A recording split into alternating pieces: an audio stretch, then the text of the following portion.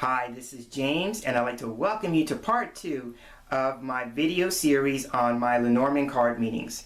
So, if you're just joining me, I always like to kind of give a recap. So this video series was inspired by a couple of viewers of my channel, Miss Ellen and Carla, who at different points in time each asked me if I would consider doing a video or videos sharing my personal meanings that I use when I work with the Lenormand cards. So I'm a big believer in when it happens more than once, it becomes a pattern, and so it's in my best interest to pay attention to the pattern. So when Carla, the most recent person, asked me, I thought I probably should give this some really strong thought and consideration. And so I decided that I would just go ahead and make the series. So the intention is, as I've said in previous videos, that this is going to be a 6-part series. So each video will consist of exploring 6 cards in the deck. So part 1, we looked at Rider to Clouds, and so in this video series, or at least this part of it I should say, we're going to be looking at Snake to Birds, the next 6 cards in the sequence. And so at this point I'd like to go ahead and introduce the deck that's going to be assisting me throughout this series. And so once again, we're going to be working with La Faneuse Lilac Dondoff. It is a traditional deck, but it has been revamped and revitalized, and so I will leave information about the deck in the description box below. And so now, without any further ado, let's get to the table and take a look at the first card in this video, which is Snake. And here we are with card 7 in the deck, and card 7 is Snake. And so my first go-to keyword with Snake is complication, something that's complicated. In addition to that, something that's complex. So my first keyword associations that I usually go to immediately with Snake is something that's complicated or something that's complex. Also to something that's long and winding, and that's because Snake is a winding creature. So something that's a long and winding process. I also think of entanglements with Snake. Again, going with the winding coil of Snake. So this could represent something that's an entanglement, something that you find yourself entangled in, something that you're caught up in, wrapped up in, things like that. Snake also for me can represent a scandal. And so I'm not talking about the TV show Scandal, although that is one of my favorite TV shows, but I'm just talking about like a real life scandal. And then Snake, keeping with Lenormand being very literal, can actually represent a snake. But it could also be something that twists and coils. You know, it makes me think of like using a snake for when you have a clogged pipe or drain. From a feeling or emotional perspective, Snake can represent jealousy, envy, and something that is perceived as a threat. Now, I live in the western side of the world, so based on my perspective, Snake can also represent deceit and lies, going with the idea that the snake has a forked tongue. Snake as a person can represent a rival, or as we say these days, a frenemy. So there's that for Snake. Now, if you notice, there is a face card as a playing card insert, and so this makes Snake a person card. So Snake can represent a woman. If we go with the idea of entanglements and complications and scandals, Snake can represent the other woman. If you're dealing with a situation where somebody is asking about a relationship complication and it may be involving a third party, you want to look to Snake possibly as a reference to another woman. Now, also too, Snake is a card that can represent the female partner in a lesbian couple. So if you're reading for a woman and she has a girlfriend, people sometimes use Snake to reference the other woman in that particular relationship. Now, I learned from tradition that Snake can represent a woman who's intelligent and that the woman may have dark hair and glasses. Right? And so now when I first started airing my Lenormand videos on YouTube, I had some people, and I attribute this now because I talked about my Western perspective. I believe this is more of an Eastern perspective, which means other side of the world. Some people tend to look at Snake as a healer or healing, You know, even though we had that card or that aspect of a card, with tree being about healing and health, sometimes people look at snake as a healer. Now, going with the Eastern aspect or Eastern perspective, snake can represent kundalini and kundalini energy. So those are my keyword associations for snake. And so now we'll move on to the next card in the deck. And now we have card 8 in the deck, and card 8 is Coffin. So for me, my first go-to keywords with Coffin are endings and completions. This card can also be a card of illness. So you want to keep that in mind if you're doing a question about health. This card would represent illness. And along those lines, I tend to look at Coffin as rest, sleep, and dealing with the unconscious.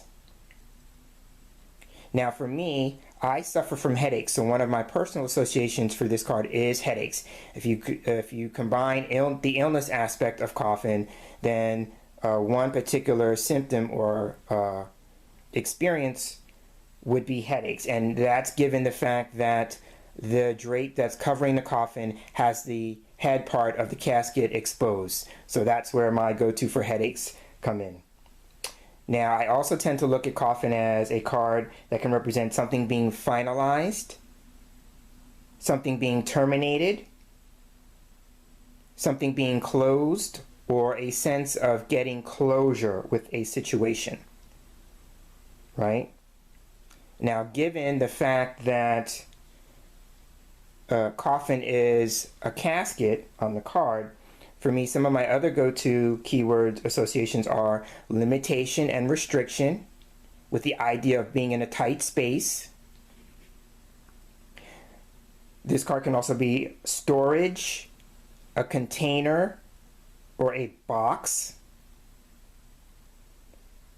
If we go with the idea of illness and rest and sleep, then Coffin can be a bed. If you stop and think about that, the casket is a form of a resting place or a resting space, so that's where I get bed from. Now, Coffin can also be nothing. It could represent nothing. And again, going with the literal aspects of the card, it can represent a funeral and an actual casket. It can represent something closed off or shut down. And as people, some possibilities with Coffin can be a coroner, a mortician, or an undertaker. And here's one. This is a play on the word past. You know, when someone passes on, or we say that someone's passed, this can represent someone from the past. And that P-A-S-T, the past, would be a pun for P-A-S-S-E-D. So those are some of my associations for Coffin. And so now we'll go on to the next card in the line, which is bouquet. All right, and now we're at card 9, which is bouquet.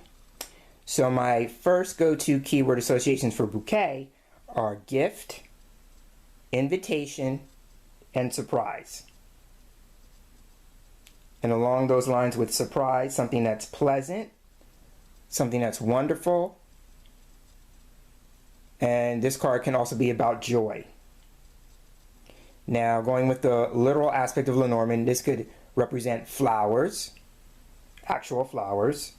And with that, this is now some of my personal associations. I also look at this as pollen and allergies. So if you're an allergy sufferer like I am, then that may be another association that you want to make note of for bouquet for yourself, if it shows up in your daily draws. Now, some other aspects of bouquet for me are beauty. This is a card for me that can represent talent. And if you go with the idea of beauty and talent, I tend to think of like those beauty pageants, right, where they give the runners-up, you know, and the person who wins the beauty pageant flowers, but also too because they have women contestants who do like a talent portion of their of the pageant is devoted to displaying some sort of talent. So that's where I get that from. And now along those lines, if Bouquet is a gift. It can be appreciation. So that's another one of my words, appreciation. Now, if we go with people that this card could describe, it could be a florist, if we go with the idea about somebody who works with or arranges flowers, right? And if you notice that here we have another face card. Here we have the Queen of Spades. So given all the ways that we described Bouquet up to this point, I tend to look at this card as a woman who is beautiful or attractive. And so going with that, some aspects could be somebody who's a model, somebody who's a makeup artist, somebody who's a stylist, somebody who works in interior design or cosmetics, somebody who does anything that has to do with either the beauty of a person or beautifying a space. So those are my associations with Bouquet. And so now we'll move on to the next card in the line, and that is Scythe. All right, and card 10 is Scythe, and so my first go-to keywords with this card is something that is sudden, something that's quick, fast, or unexpected. Scythe can represent a cut, a break, an accident, or some kind of injury. I tend to look at this card as a disconnection of some kind. So with that, it could be a split, a separation, something being divided or some form of division.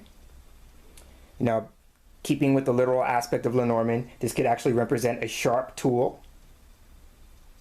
So you stop and think anything that cuts, right? And so going with that, if we're doing something about health, then this card could suggest a surgery or an operation of some kind, and then the tool would be a scalpel because scalpels cut.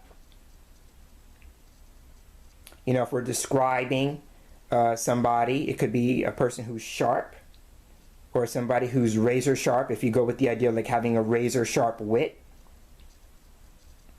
Now, this is one of my own personal associations, and this was when I was starting with Lenormand, and I gravitated to Lenormand because I wanted to work on my art of prediction or predicting things, right? So in that case, I would look to this card for how precise I was getting with my predictions. So I tend to look at this as precision and accuracy. And again, that's my own personal associations. So now I want to bring in the last card because this is another association I got. So the last card we talked about was Bouquet, right? And so if we go with the idea that Scythe can represent a surgical procedure of some kind, and if we pair that with Bouquet, then this can represent cosmetic surgery or plastic surgery, given with the aspect that Bouquet can represent beauty and beautifying something. So I'm mentioning that because I'm pretty sure that I had that come up in one of my readings at some point, and I remembered it. So again, this pairing could possibly mean plastic surgery or cosmetic surgery. And so those are my keyword associations for Scythe. And so now we'll move on to the next card in the line, which is Whip. All right, here we are at card 11, which is Whip. So my first go-to keyword associations when this card comes up in a reading for me is conflict, strife, a fight, and that could be a physical fight, and going with that, then some form of assault, right? This card can also be about heated words being exchanged, so that could be an argument or a debate.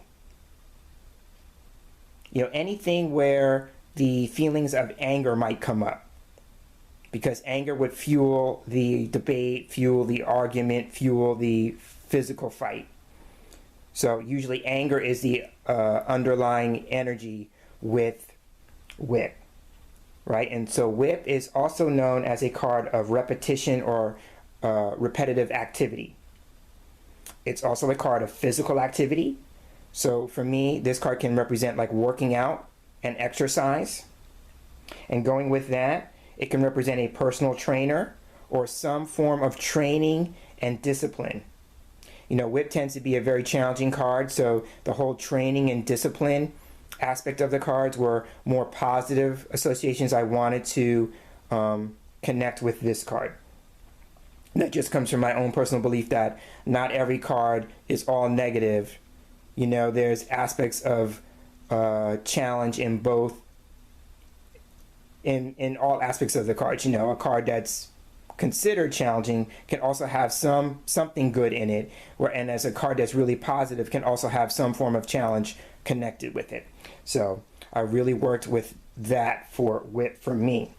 Now, going with the whole idea of discipline in the challenging sense, then this card can also represent punishment and sometimes abuse if we go with the idea of anger and an assault. So there's abuse attached to this card.